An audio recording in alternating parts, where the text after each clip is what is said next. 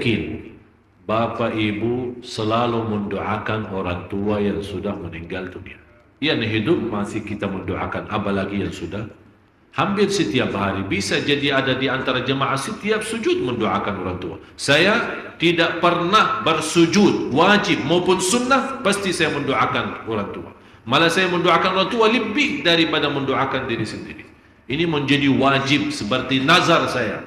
Habis subhana rabbiyal a'la, segera saya mendoakan orang tua. Kalau saya makmum, berdoa untuk orang tua sampai imam Allah. Doa. Yang menenangkan hati mereka adalah doa. Saya yang di rumah mau berangkat kerja kan, pasti ada tetangga kanan kiri. Datangi mereka, assalamualaikum, selamat pagi, gimana pagi hari ini, sehat? Assalamualaikum, jalan. Tetangga yang satu lagi, assalamualaikum, gimana kabar, selamat pagi, saya mau kerja dulu ya, assalamualaikum, jalan. Nawait wa luqmatun fi imra'atika sadaqah, suapan di dalam mulut istrimu sedekah. Assalamualaikum warahmatullahi wabarakatuh.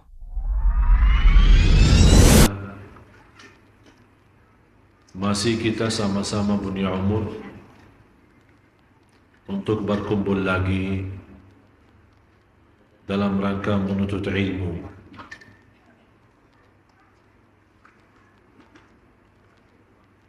Dan bagi saya nikmat besar umur yang berguna. Sebagaimana bersabda Rasulullah sallallahu alaihi wasallam, ni'mal 'abdu salih man tala umruhu wa hasuna 'amaluhu. Sebaik-baik hamba Allah yang salih, yang panjang umur, baik amalannya. Sebaliknya, seburuk-buruk hamba Allah yang panjang umur tapi buruk amalannya. Bagi orang mukmin, setiap hari ada tambahan iman. Setiap hari ada tambahan ilmu. Setiap hari dia merasa mendekati Allah Subhanahu wa ta'ala. Itu orang memberikan tanda orang itu cerdas. Kenapa semakin hari? Karena dia merasa semakin hari semakin tua. Semakin tua, semakin dewasa. Semakin dewasa, semakin pengetahuannya banyak. Semakin pengetahuannya banyak, bertanggung jawabnya akan juga lebih banyak. Oleh karena itu, selalu dia bertingkat seperti ini, bukan hanya tingkat umurnya, tapi juga bertingkat imannya, bertingkat ilmunya, bertingkat juga amalannya. Dan ilmu yang bermanfaat adalah diamalkan. Apalagi kalau kita sampaikan. Bapak Ibu, Islam ini sederhana. Islam ini sederhana. Dalam kesempatan ini, pembahasan kita ciri-ciri hari kiamat yang kecil sudah selesai. Saya tunda pembahasan ciri-ciri hari kiamat yang besar. Karena memasuki ciri-ciri hari kiamat yang besar itu sangat menyangkutkan perasaan kita. Yang membuat kita benar-benar harus waspada dan harus berhati-hati. Oleh karena itu saya sengaja menundakan ciri-ciri hari kiamat. Apalagi karena Rasulullah SAW menjelaskan kalau sudah munculnya ciri hari kiamat yang besar seperti tasbih. Kira-kira kalau tasbih kita potongkan talinya, apa yang terjadi? Semua dengan cepatnya habis. Begitu juga ciri hari kiamat yang paling besar atau yang besar, kalau sudah muncul Belum bisa terbayang kapan kita sempat taubat.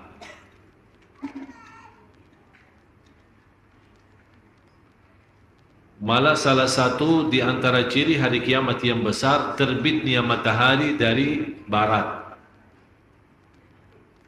Karena manusia menunggu kebiasaan terbitnya matahari dari timur. Malamnya di malam itu menjadi lebih panjang daripada malam biasa.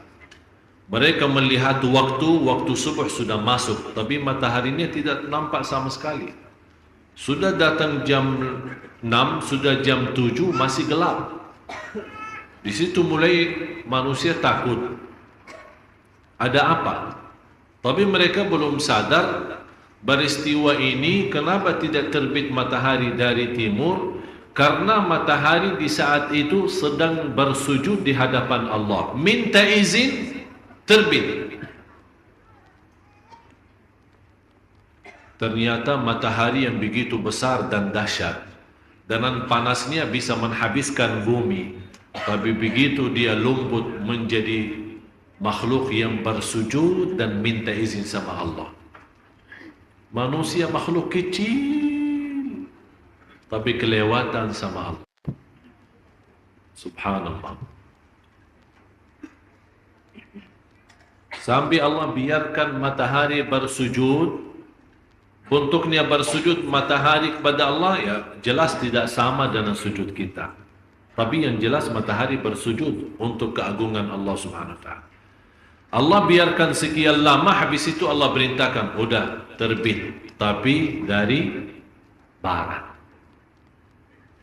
Sebagai matahari yang sudah sekian lama berjalan dunia ini, begitu dia bersujud Allah izinkan untuk terbit dari timur, dan begitu Allah memerintahkan berhenti sujud dan terbit dari barat, matahari selalu sami'na wa ata'na. Tak pernah berkata, kenapa ya Allah dari barat? Langsung dia terbit dari barat. Manusia kaget melihat matahari terbit dari barat, langsung membuka Al-Quran. Barangkali kita bisa istilahnya membuat satu amalan yang Allah ampuni salah kita, dosa kita. Ada yang sadar di saat itu, dia mencari Al-Quran untuk membaca. Tapi begitu dia megang Al-Quran, malah apa yang dia lihat? Halamannya bolos, putih. Tidak ada satu ayat pun yang bisa dibaca. Karena ayatnya sudah diangkat oleh Allah Subhanahu wa ta'ala. Sayang sekali bagi orang mukmin yang merasa cinta Allah tapi tidak pernah baca Quran. Bapak Ibu berbanyak baca Al-Quran sebelum nanti datang satu saat kita ingin baca tapi tidak bisa baca. Ingin baca tapi tidak bisa baca. Bahagia seorang, saya masih ingat minggu kemarin pas kita sama-sama di sini di hari Rabu. Saya sebenarnya selama di Indonesia di dalam majlis ta'lim, Rabu kemarin baru saya bisa menghayati mendengar azan. Dan saya memperhatiin jamaah waktu pas mendengar azan, perhatian 90%. Perhatiannya kepada azan. Salat pun kita di saat itu karena perhatian kita lahir batin kepada azan, mendengar azan sampai selesai, kemudian salat atau doa azan, kemudian begitu kita salat isya, subhanallah terasa kekhusyuan kita. Ternyata manfaat untuk menghayati dan khusyuk dalam salat itu mulai dari azan. Dan saya harap Rabu ini juga sama, malah lebih indah. Kalau sudah mendengar azan, tolong jangan berbisik-bisik. Tutup mulutnya, buka hati dan telinga cukup. Mendengar azan tidak perlu bagi lidah, telinga yang mendengar. Udah kita tutup. Dengar. Allahu Akbar, Allahu Akbar. Begitu kita mendengar azan, hati kita yang rasa Allah Maha Esa. Nikmati. Jamaah sekalian, hidup kita di dunia sebentar. Ini yang sebentar kalau tidak bisa nikmati, apalagi yang selama-lamanya. Nikmati yang sebentar ini biar Allah kekalkan kenikmatan nanti di akhirat. Begitu selesai azan, angkat tangannya berdoa. Habis salawat kepada Nabi Muhammad SAW. Allahumma rabba hadhihi da'wati tam was salatil qa'imah. Dan habis doa sampai innaka la tukhliful mi'ad. Silahkan doa apa saja, karena di situ Allah kabulkan doa, malah termasuk doa yang tidak tertolak. Doa tidak tertolak antara azan dan iqamah. Sepanjang hari kita cukup ngomong banyak, berkata-kata banyak, baik dan buruk. Masa kita dalam sebentar saja, dan gara-gara lidah kita berkata-kata di dalam masjid malah menghapus amalan saleh kita. Kenapa? Kenapa kita rugi banyak? Kalau kita bangkrut dalam usaha dunia, merasa sakit hati dan kesal. Bagaimana supaya bisa kita bangkit dan berusaha lagi? Apalagi kalau kita merugi amal saleh kita, yang selama ini kita capek beramal saleh, tapi satu kata bisa menhanuskan semua amal saleh kita. Nauzubillah. Oleh karena itu, jamaah sekalian, jangan kita menjadi orang bodoh terhadap amal saleh kita. Ini amal saleh yang kita telah berjuangkan, ini sangat berharga bagi kita. Dan kita selalu berdoa, ya Allah terimalah salat saya. Ya Allah terimalah doa saya. Ya Allah terimalah nawaitu i'tikaf saya dari maghrib sampai malam. Walaupun kita tidak sebut kata nawaitu i'tikaf, tapi terhitung selama kita duduk di masjid, terhitung ibadah. Malah didoakan oleh malaikat, ya Allah ampunilah, ya Allah rahmatilah, sampai selama kita masih ada di dalam majlis itu. Ini yang kita rasakan. Bapak Ibu, kita butuhkan doa malaikat, kita membutuhkan amal saleh kita. Jangan sampai sia-sia. Jangan kita menjadi orang amilatun nasibah, bekerja keras amal saleh, tasla naran hamiyah, masuk neraka. Kenapa bekerja keras amal saleh tapi masuk neraka? Karena dalam satu kata saja hancur semua amal saleh. Nauzubillah. Bapak Ibu yang dimuliakan Allah Subhanahu wa taala, saya memberikan 3 amalan. InsyaAllah sederhana sekali, tapi manfaatnya luar biasa. Manfaatnya luar biasa. Yang pertama, usahakan menenangkan hati orang tua. Bagaimana kita bisa membuat hati orang tua senang? Kira-kira dia suka berpakaian apa, kita belanja berpakaian itu, kita hadiahkan. Dia suka makan apa, kita buat kejutan dengan kesukaan makanan itu. Dia suka apa saja, kita datangi membawa kesukaannya dia. Atau kita bisa hari kita sibuk atau hari kita kosong, tidak ada kegiatan, kita bisa bawa beliau, ibu kita, bapak kita untuk jalan-jalan. Berdua sambil ngobrol. Mau bawa kemana anakku? Tidak ada. Saya mau senang-senang sama ayah, saya senang-senang sama ibu. Untuk bersenang-senang saja. Subhanallah, amalan ini yang membuat hati ibu kita senang, akan Allah balas kesenangan kita dunia akhir. Itu jangan main-main.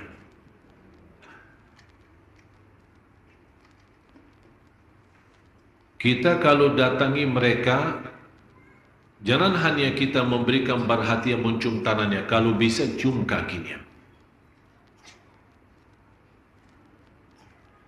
Tunjukkan kepada orang tua kita, biar orang tua kita non-muslim, tunjukkan kepada mereka, saya anak bapak ibu. saya sayang, saya cinta mati.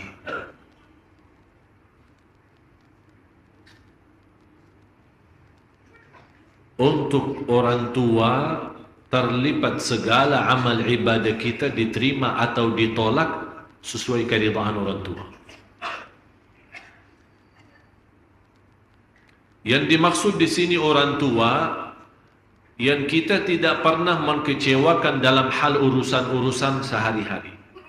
Tapi kalau orang tua memerintahkan kita untuk berlaku sesuatu melanggar agama kita atau maksiat kepada Allah, mohon maaf, tidak ada sami'na, tapi tetap mengucapkan yang baik, menjaga perasaan mereka.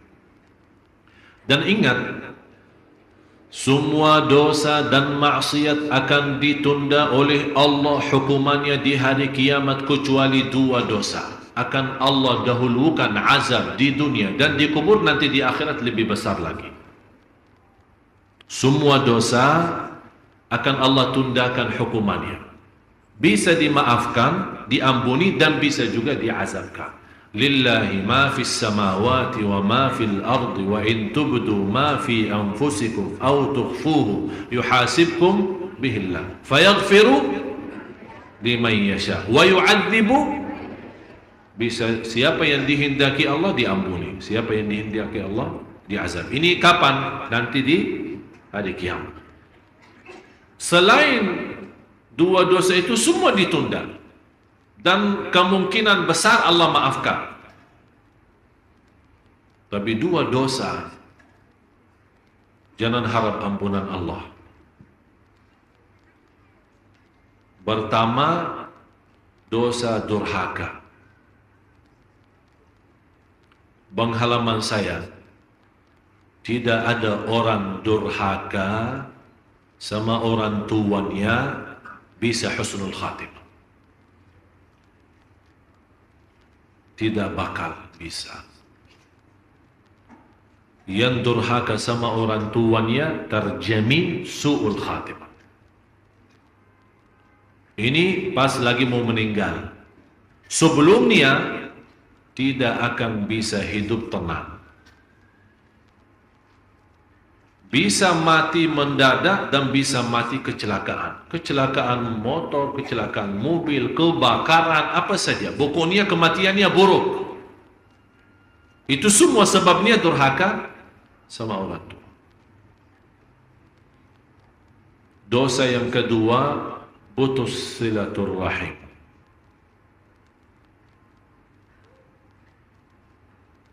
Silaturrahim salah satu amalan ibadah seperti salat. Salat bunya tali kepada Allah. Kalau salat kita berhenti, berarti tali itu putus hubungan kita sama Allah. Jangan harap bisa diterima umrah kita, haji kita kalau salat tidak ada. Karena salat itu talinya. Baru muncul amal-amal yang lain. Kalau talinya terputus, berarti jangan harap ada hubungan baik sama Allah. Begitu juga silaturrahim.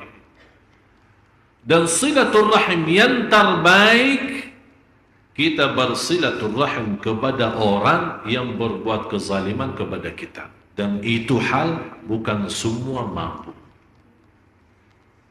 Kita suka silaturrahim kepada orang yang balas silaturrahim. Dia datang ke rumah kita, kita balas datang ke rumahnya. Dia undang, kita undang. Tapi orang yang tidak pernah respon undang kita, kita tidak mau datangi ke dia. Berarti kita selama ini bersilaturrahim bukan ikhlas, karena kita menunggu sebuah kebaikan. Tapi namanya silaturrahim ikhlas karena Allah. Kita bersilaturrahim biarpun dia memfitnahkan kita, berbuat jahat sama kita, berkata-kata yang tidak baik terhadap kita, tapi kita tetap menjaga silaturrahim karena bukan karena dia. Dan hal itu berat. Inilah yang berat dicintai. Ini sekarang Anda mau yang enak-enak atau yang berat? Yang enak-enak kan? Begitu Anda merasakan keberatan dalam ibadah, malah ditinggalin. Bapak Ibu, Anda mau masuk surga Allah. Masuk surga Allah itu bukan main-main. bukan sembarangan orang. Kalau Anda belum merasakan keberatan untuk menuju ke surga, berarti belum pantas jadi ahli surga. Am hasibtum an tadkhulul jannah walamma ya'lamillahu alladhina jahadu minkum wa ya'lamas sabirin. Apakah Anda kira masuk surga begitu saja? Belum sampai siapa di antara kamu yang benar-benar bersungguh-sungguh sama orang yang benar-benar bersabar? Kalau semuanya sama, berarti mohon maaf, kalau semuanya sama masuk surga, tidak dibedakan, berarti Allah Subhanahu wa taala tidak adil. Tapi justru karena adil Allah, bukan dengan enak-enak masuk surga. Mulai masuk surga dalam rahmat Allah. Tapi di dalam surga tidak berlaku rahmat Allah. Yang berlaku apa? Adil Allah. Maksudnya apa? Surga itu bertingkat-tingkat. Yang di posisi bawah, yang dekat pintu, yang dekat jendela, sama yang di posisi atas, itu adil Allah. Kembali kepada perjuangan kita masing-masing. Jadi tidak ada istilah kalau memang saya masuk surga dengan rahmat Allah, ya udah. Kenapa saya capek? Yang membuat kita berusaha capek beramal saleh karena kita mau di tingkat yang tertinggi. Sekarang kalau saya menawarkan dapatkan harta, mau yang sedikit atau yang banyak? Yang banyak kan?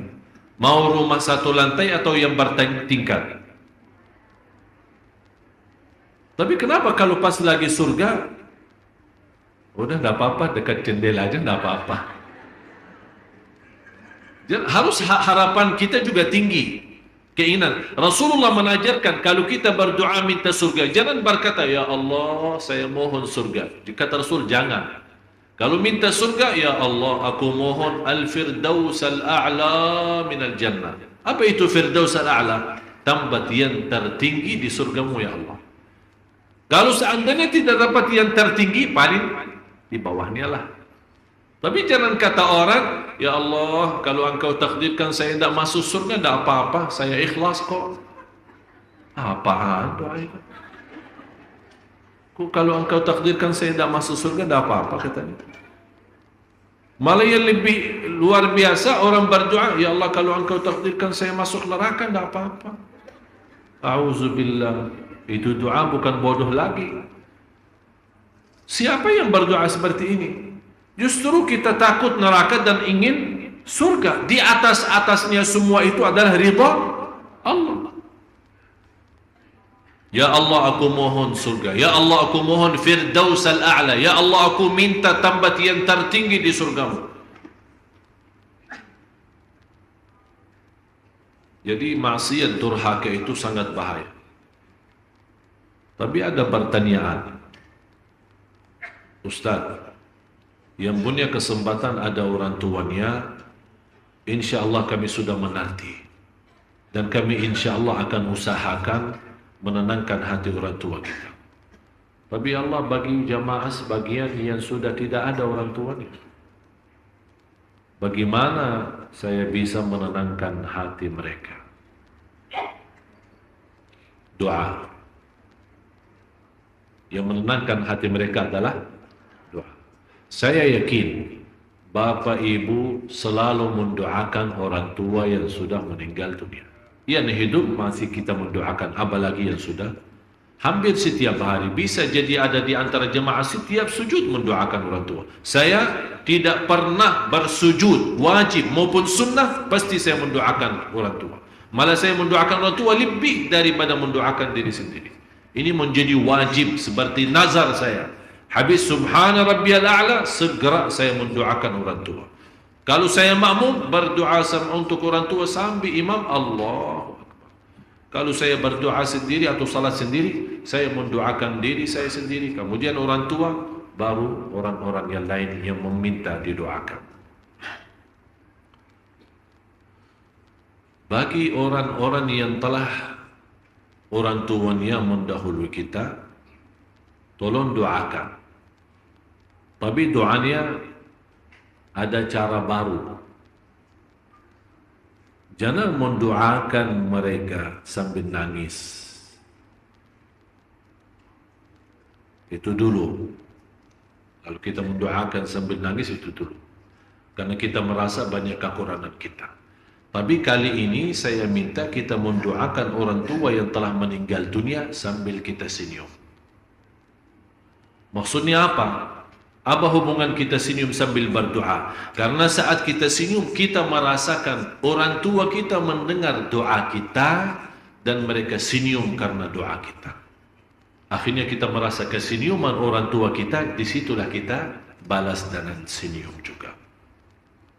Karena semua orang, apalagi anak yang mendoakan orang tuanya, ada malaikat sebagaimana diriwayat Imam Ahmad dalam musnadnya dan yang lain-lain, ada malaikat punya tugas menantarkan doa kita kepada orang tua kita. Setiap mereka mendengar doa kita, mereka senang dan bangga. Apakah doa anak ke orang tuanya sampai? Jelas sampai. Malah kita semua sudah hafal. Kalau anak Adam mati, terputus amalannya kecuali di antaranya anak saleh yang, tapi ada orang bertanya, terus kalau anak yang duluan meninggal, apakah doa bapaknya sampai? Kan ini ada pertanyaan. Ada orang bertanya, ini anak yang mendoakan orang tua. Berarti orang tuanya kalau meninggal duluan, anak saleh akan sampai doanya. Tapi kalau terbalik, yang meninggal duluan adalah anak, apakah doa orang tuanya juga sampai? Jelas sampai. Tapi kenapa tidak disebut dalam hadis doa orang tua sampai? Karena sejarah psikologi manusia, pasti orang tua mendoakan anak, tapi belum pasti anak mendoakan orang tua. Oleh karena itu Rasul mewasiatkan anak mendoakan orang tua supaya ada semangat. Karena tidak terjamin anak kita besok mendoakan kita. Tidak ada yang jamin. Oleh karena itu anda biasakan diri mendoakan orang tua supaya besok kalau dipanggil oleh Allah kita duluan, insya Allah didoakan oleh ini. Allah balas. Hal jazaa'ul ihsani illal ihsan. Sesuatu kebaikan Allah balas dengan kebaikan. Silatul rahim. Saya minta lain kali semua jamaah yang hadir, kemana saja pergi, apalagi menuju ke majlis ta'lim seperti Sunda Kelapa ini, anda punya niat 3. Jangan lupa 3 niat.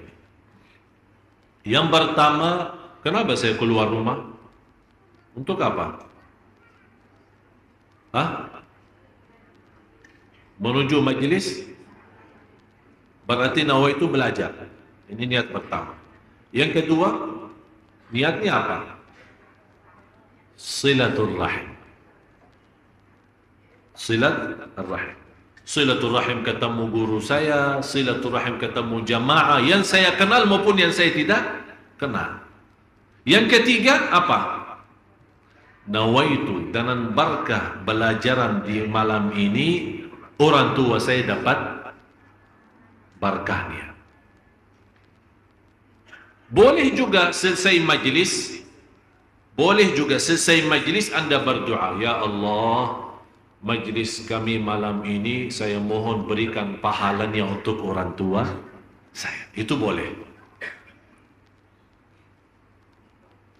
Kalau anda merasa belum mantap lewat niat untuk orang tua, di akhir majlis sebelum anda pulang, mau pulang, ya Allah tolong saya duduk di Masjid Sunda Kelapa dari maghrib sampai isya belajar ilmu, ya Allah saya mohon barakah majlis ini, pahala majlis ini sampaikan kepada orang tua saya.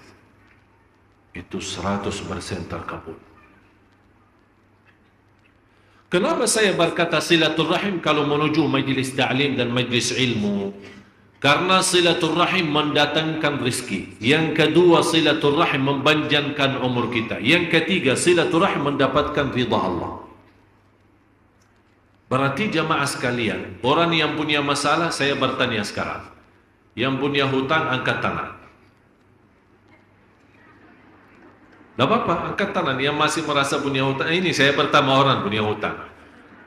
Yang punya hutang, angkat tangan. Banyak kan? Belum, ya, yang belum mampu lunaskan hutangnya, angkat tangan. Banyak juga kan? Mau segera lunaskan hutangnya, angkat tangan. Tapi janji enggak? Tidak berhutang lagi. Janji enggak? Ini masalahnya, kita sekarang punya masalah hutang. Dan kita ingin, karena sudah terlanjur berbanyak hutang, kita ada niat mau segera lunaskan. Tapi salah satu yang memberikan kemudahan, pertama nawaitu baik. Nawaitu apa baik? Nawaitu melunaskan. Nawaitu. Ada orang pinjam tapi tidak ada niat. Biarin dia kaya. Pokoknya yang penting dapat. Begitu dia tanya, ibu tolong bu. Mau apa? Tolong bantu ibu, saya lagi banyak stres bu. Sampai ibu tuh nangis. Kasihan, tersentuh hatinya. Ya udahlah, kapan mau dikembali? InsyaAllah dengan segera. Tapi di hatinya sampai hari kiamat apakah? Ini kan hati. Tapi ibu kan dah tahu hati. Dia tahu apa yang disampaikan oleh mulutnya. Udahlah, saya kasih. Tapi jangan lama ya. InsyaAllah. Sambungannya insya. Karena insya Allah kan banyak arti kan. Sudah kita, Bapak Ibu sudah faham insya Allah sekarang. Berarti dia tidak ada niat baik. Orang yang punya niat seperti ini, akan Allah susahkan hidupnya. Sampai mati tidak akan mampu lunas. Biarpun banyak uangnya. Belum tentu yang banyak duitnya bisa melunaskan hutangnya. Tapi subhanallah sebaliknya, Rasulullah SAW bersabda, "Man nawa," barang siapa yang niat untuk melunaskan hutangnya, akan Allah berikan jalan keluar. Jadi langkah pertama nawaitu. Sekarang saya minta sekali lagi, Bapak Ibu yang masih punya hutang, nawaitu lunaskan enggak? Angkat tangan. Ini tangan belum bukti ya, tapi hatinya yang Allah Maha tahu. Ini tangan.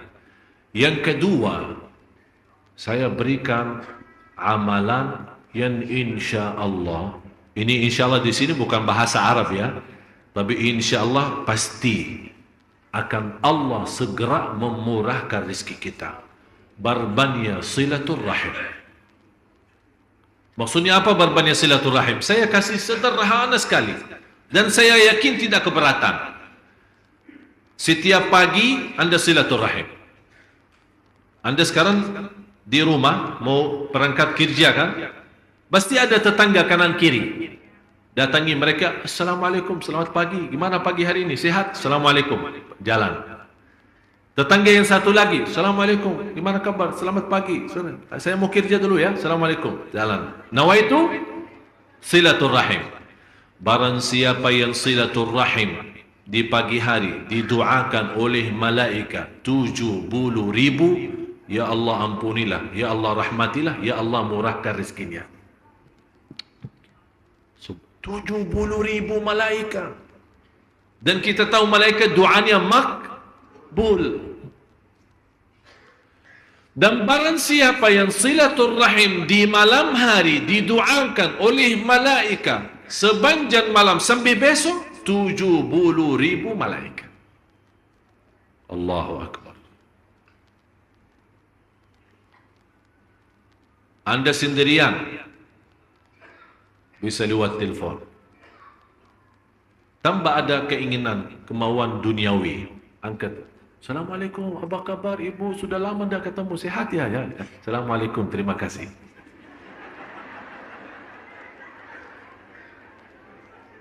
Orang kan kaget, ada apa ini? Biasakan diri seperti itu. Biasakan diri.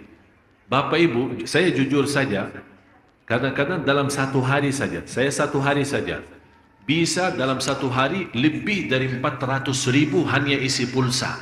Kenapa? Semua SMS silaturahim. Semua SMS. Malah subhanallah, salah satu azan ya. Kita lanjut. Tidak kemana-mana ya. Allahu Akbar, Allahu Akbar. Allahu Akbar, Allahu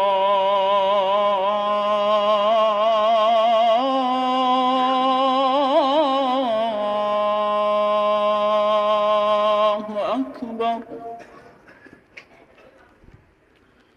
Asyhadu an la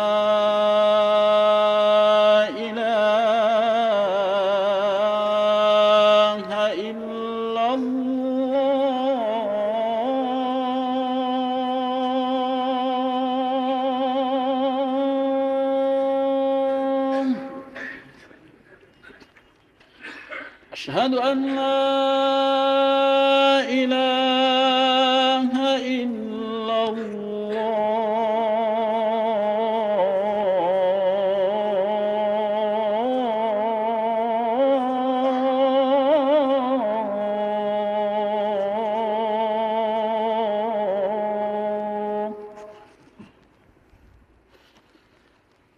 أشهد أن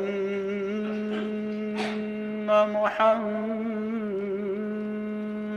رسول الله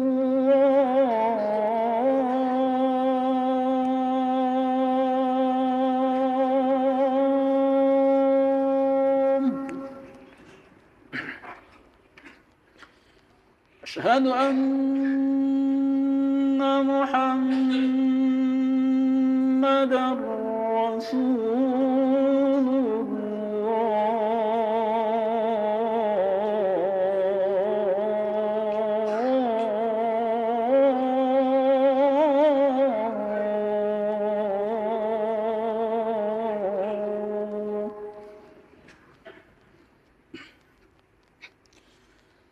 حي على الصلاة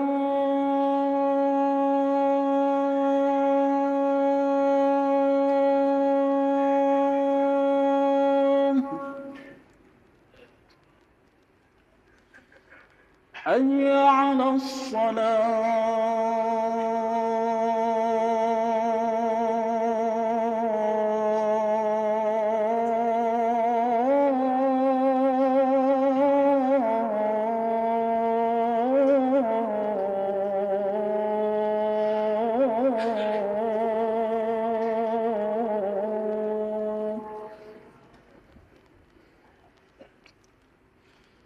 حي على الفلاح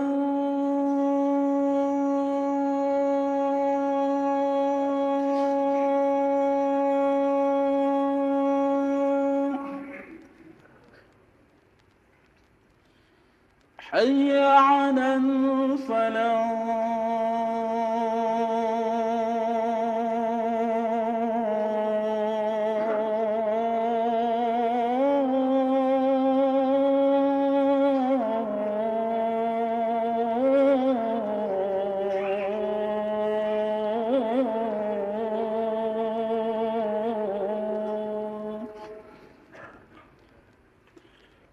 الله أكبر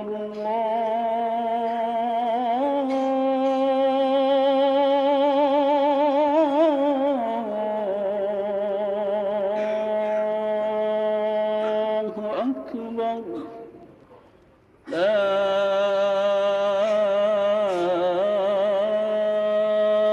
إله إلا الله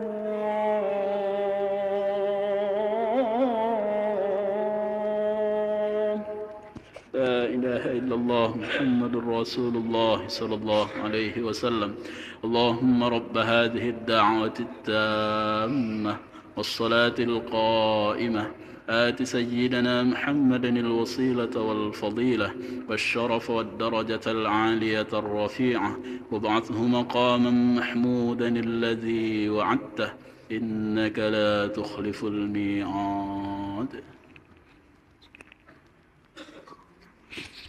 الحمد لله. اللهم صل على سيدنا محمد وعلى آل سيدنا محمد.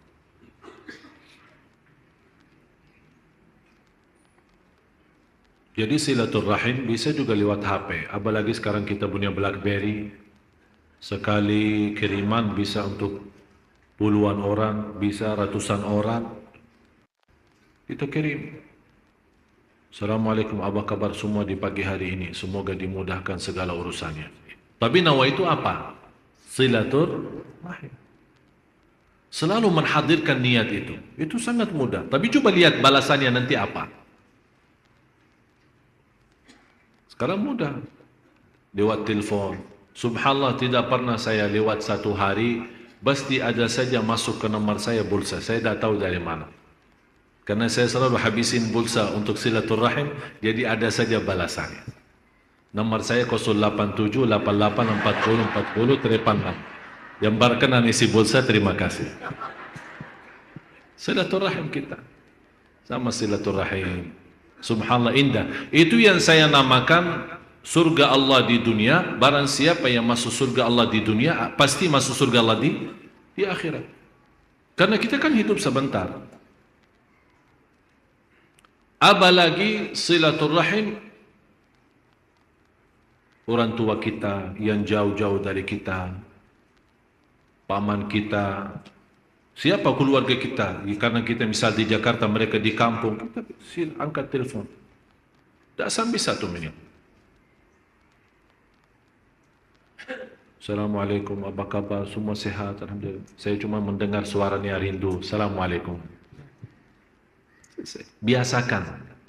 Jadi ini menjadi amalan kebiasaan kita. Jadi jangan menjadi kebiasaan kita saat pas lagi butuh kita silaturahim. Tidak, kita biasakan diri. Itu sangat bermanfaat. Bukan hanya untuk diri kita, malah juga bisa menenangkan hati orang lain. Ada satu orang, ini ada satu cerita. Suka selalu telefon, niatnya silaturahim, tapi ke rumah sakit. Khususnya kepada yang urus ambulan ya. Kalau ada darurat kan kita telepon ambulan ya. Ambulan ada orang sakit atau kecelakaan apa. Dia selalu setiap hari telepon ke kantor ambulan yang ada di rumah sakit, bagian ambulan. Assalamualaikum, apa kabar? Sehat? Ada yang saya bisa bantu? Tidak, terima kasih, cuma saya mau silaturahim.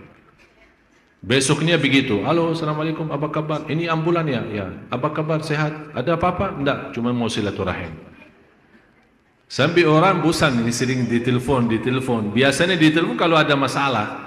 Kata beliau, ya saya sebenarnya mau silaturahim, bukan mau telepon karena ada kebutuhan apa-apa, supaya jangan buruk sangka sama saya. Jadi seperti ini, yang saya maksud kita bersilaturahim lewat telepon ke keluarga kita, sahabat kita, teman-teman lama, teman sekolah yang barangkali jauh daripada kita. Ini subhanallah luar biasa. Nawaitu silaturahim. Mendapatkan apa? Panjang umur, murah rezeki, diridai Allah subhanahu wa ta'ala. Amalan yang ketiga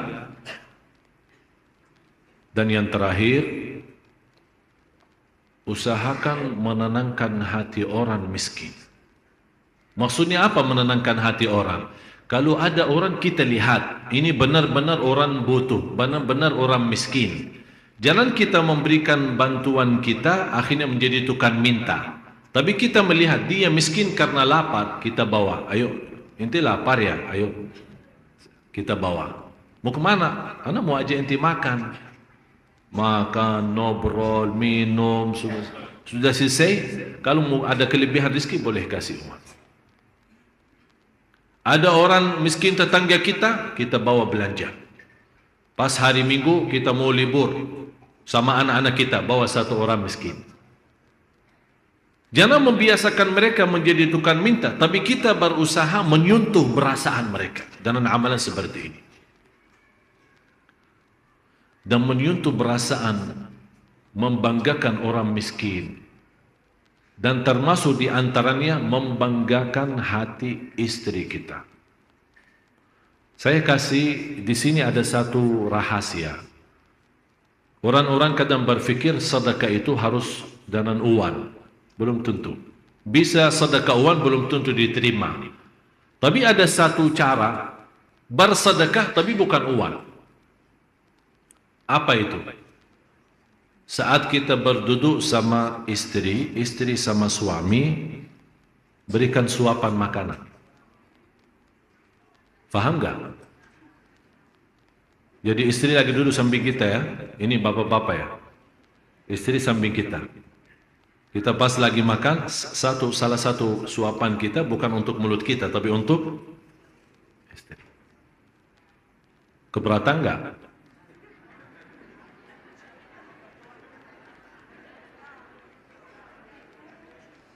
Terus kalau ibu-ibu bisa enggak? Pas kita lagi makan nikmati, ini suami di hadapan kita ya, kita kasih suapan. Sayangku, buka. Luar biasa. Rasulullah sallallahu alaihi wasallam bersabda, "Wa luqmatun fi imra'atika sadaqah." Suapan di dalam mulut istrimu sedekah. Allahumma salli ala Sayyidina Muhammad. Tidak ada sesuatu yang menuntuh hati dan menenangkan. Sudah disampaikan oleh Rasul. Katanya orang barat yang romantis. Rasul kita sallallahu alaihi wasallam. Pagi, bekas minuman istri kita, kopi, teh, apa itu jus kita megang ini. Manis sekali. Kenapa manis? Saya tidak pakai gula. Ini gara-gara bibirmu ya. Subhanallah. Menyuntuk. Tapi nawa itu apa? Sedekah.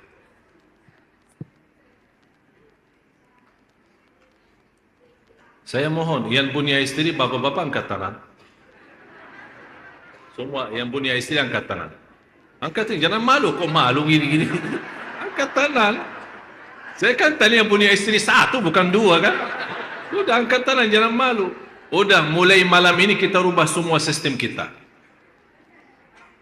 Daripada kita makan sendiri, kita suapin istri kita. Kita tunjukkan rasa cinta, rasa sayang. Nawaitu Subhanallah. Memang kenapa Rasul kebiasaan seperti ini? Ini salah satu yang menanamkan rasa cinta.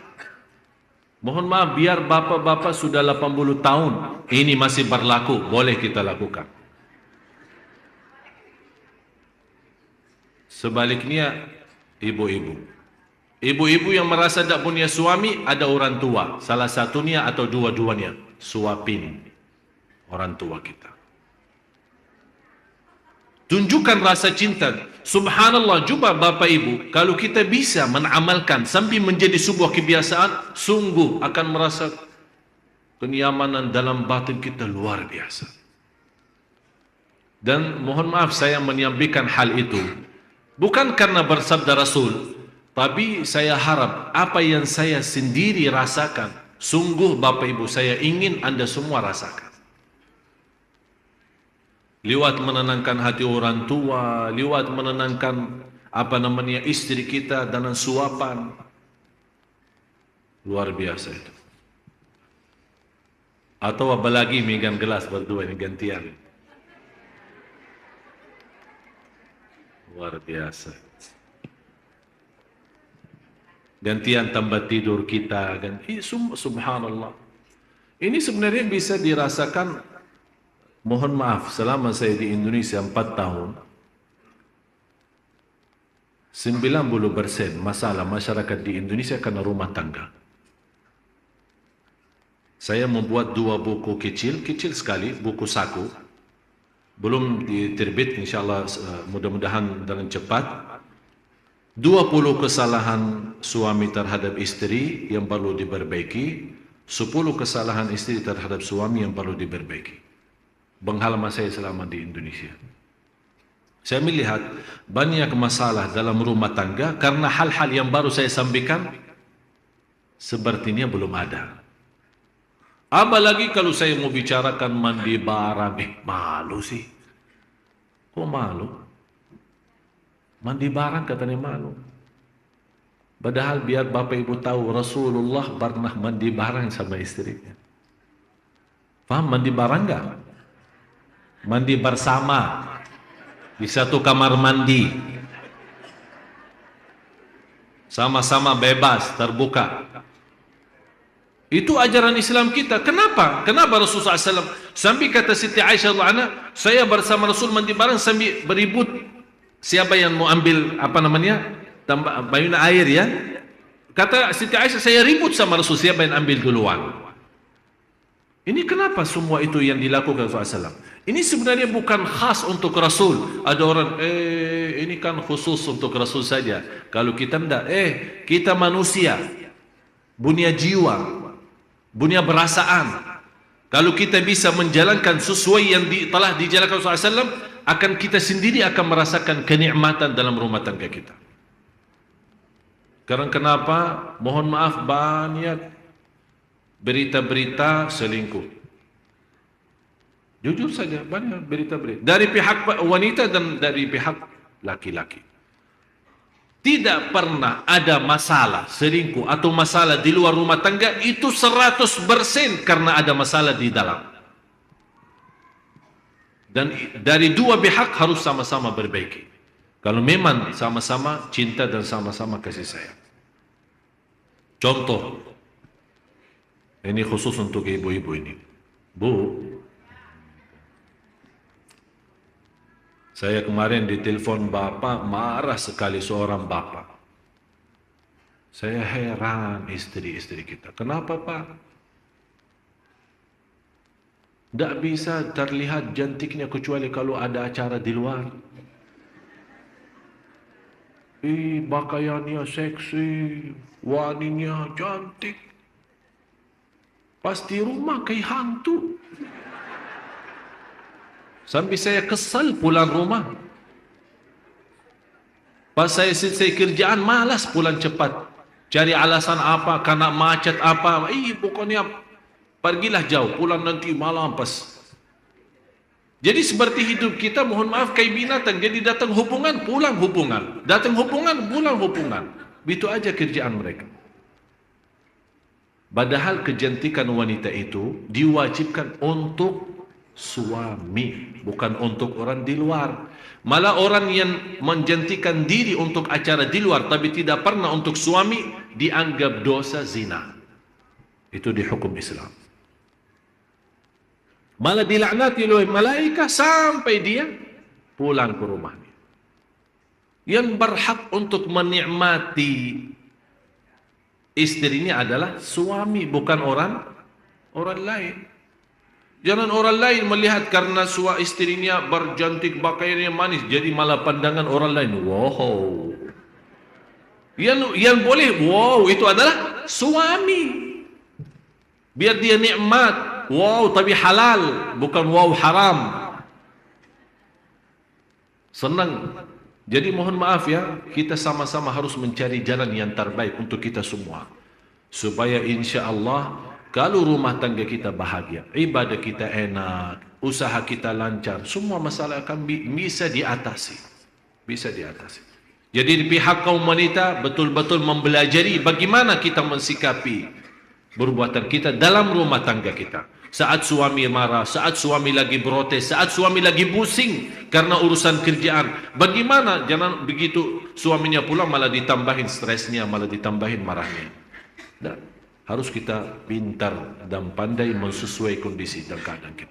Insya Allah dua buku ini, buku saku ini, insya Allah banyak memberikan pelajaran. Tapi tidak boleh seorang laki-laki mempelajari buku perempuan.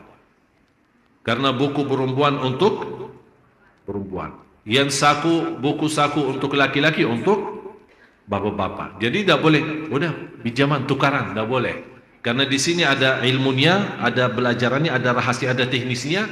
tapi khusus untuk istilahnya menurut saya buku itu adalah macam koreksi diri, muhasabah diri. Karena di situ ada istilah tanya jawab. Jadi yang anda menjawab adalah anda sendiri. Kalau anda berbohong, beranta bohong sama diri sendiri. Kalau anda mau jujur, insya Allah akan dapat jalan yang terbaik untuk mendapatkan kebahagiaan dalam rumah tangga. Mudah-mudahan Bapak Ibu semua yang hadir dalam 3 amalan ini, yang pertama menenangkan hati orang tua kalau mereka sudah meninggal dunia duluan lewat doa, sambil kita senyum karena kita rasa doa kita sudah sampai ke orang tua kita. Yang kedua, silaturahim, dan saya sudah kasih contohnya, bisa lewat telepon, bisa lewat dengan tetangga kita yang ada di rumah. Apalagi kalau kita bisa membagikan saat silaturahim, membagikan kesenyuman, luar biasa. Jangan tidak, walaupun kita lagi stres, punya masalah, jangan merubah muka atau berbaling muka dengan orang. Bapak lagi pusing ya? Senyum. Biar orang lihat kita, Masya Allah ini kayaknya Bapak tidak pernah punya masalah. Padahal kita punya masalah sebesar gunung Uhud.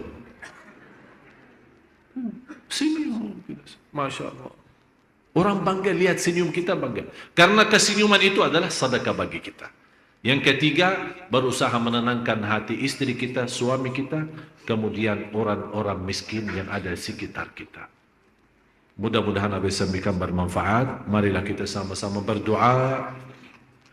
Dan dikhususkan di antara doa kita adalah untuk orang tua kita. Mudah-mudahan dalam doa kita yang tulus dan ikhlas, Allah menenangkan hati kedua orang tua kita. Mereka masih hidup maupun yang telah wafat, mudah-mudahan Allah menenangkan hati mereka di dunia kubur. Amin ya rabbal alamin. Bismillahirrahmanirrahim. Alhamdulillahi rabbil alamin. Allahumma salli ala sayyidina Muhammad wa ala ali sayyidina Muhammad. Ya Allah ya arhamar rahimin, berilah kepada kami petunjuk kepada jalan yang lurus. Hidupkanlah kami dalam keadaan iman, wafatkanlah kami dalam keadaan Islam. Ya Allah, sucikan hati kami, bersihkan jiwa kami, menaikkan iman dan ilmu kami. Terimalah segala amal ibadah kami. Ya Allah, kami akui berdosa dan maksiat kami, dosa besar maupun kecil, dosa terang-terangan maupun rahasia sembunyi. Ya Allah, Engkau Maha tahu segala perbuatan kami, baik maupun buruk. Ya Allah, terimalah segala kebaikan perbuatan kami, dan maafkan dan ampuni segala perbuatan keburukan kami. Ya Allah, jangan Engkau menghukumkan kami atas keburukan dan dosa maksiat kami, karena Engkau Maha Rahman Rahim, Maha Mengampun. Ya Allah, kami yakin betapa dosa kami, walaupun dosa kami sebanyak bumi, tapi rahmat-Mu jauh lebih besar dan kasih sayang-Mu jauh lebih tinggi. Ya Allah, rahmatilah kami, ampuni segala dosa kami. Aku mohon ya Allah untuk semua jamaah yang hadir di malam ini, tidak ada yang keluar di malam ini dari Masjid Abu Sunda Kelapa sampai dihapuskan segala dosanya, supaya menjadi suci lahir batin. Karena dosa kami membuat kami susah khusyuk dalam salat. Karena dosa kami membuat kami susah mencari nafkah dan rezeki. Karena dosa kami membuat kami susah dalam kehidupan kami. Begitu buruknya dosa kami. Ya Allah, Ya Rahman, kami sebagai hamba-Mu. Ya Allah, kami sebagai hamba-Mu. Kami tidak punya Allah selain Engkau Maha Mengampun. Kalau Engkau ya Allah tidak menerima doa kami dan tidak menerima permohonan kami dan tidak mengampuni dosa kami akan celaka ya Allah. Ya Allah, kami akui berbuat kezaliman kami terhadap diri kami, terhadap orang tua kami, terhadap saudara kami. Ampuni ya Allah kezaliman kami. Birahmatika ya arhamar rahim.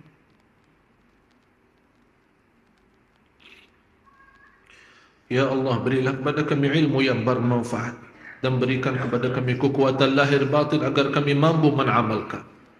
Akhiri hayat kami dengan husnul khatimah.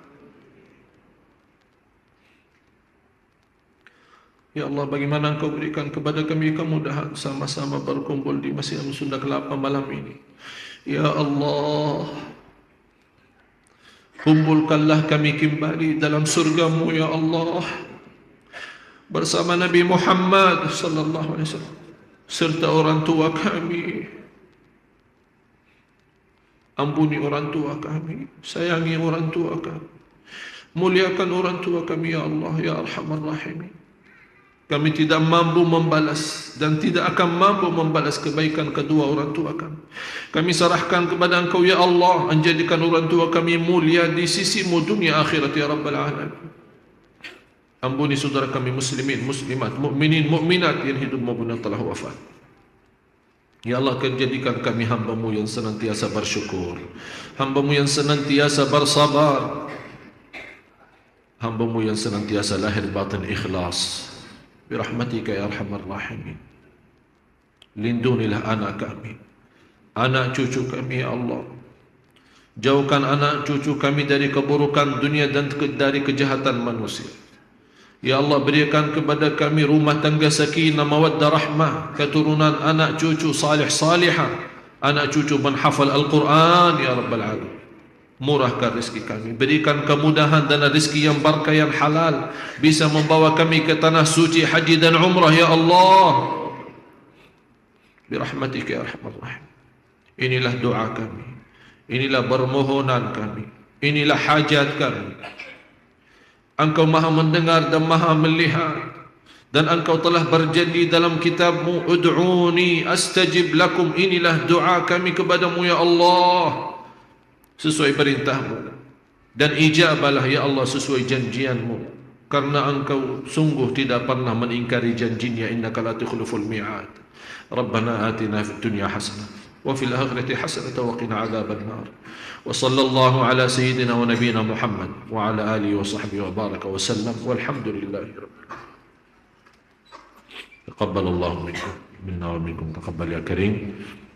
Mohon doa restu sekalian, insyaAllah hari Minggu tanggal 3 Maret seperti kebiasaan malam minggunya i'tikaf akbar insyaAllah akan diimamkan, dihadiri oleh sahabat saya, teman saya, Syekh Muhammad Sa'ad An-Nu'mani, dan beliau salah satu orang penduduk Madinah yang saya pernah ceritakan. Suaranya merip sekali 100% seperti Sudes. Jadi kalau orang salat di belakang beliau tidak pernah ragu-ragu itu Sudes. Saking luar biasa.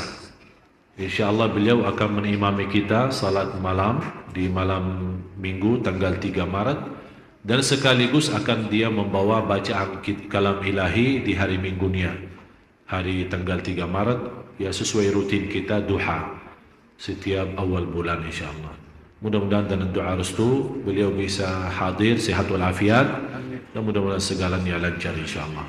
Terima kasih. Itulah perjuangan kami. Kalau Bapak Ibu senang dengan kehadiran beliau, sebagaimana saya bincang sama Pak Aksa kemarin, kalau ada respon jamaah senang dengan bacaan beliau dan imamnya beliau, insyaAllah kita bisa berjuangkan untuk menghadirkan beliau di bulan Ramadan insyaAllah. Walaupun undangannya beliau itu kemana-mana, karena habis dari Indonesia dia sempat cuma 1 hari dia bisa hadir, karena hari Minggunya malam harus dia tolak ke London karena ada undangan di London di sana.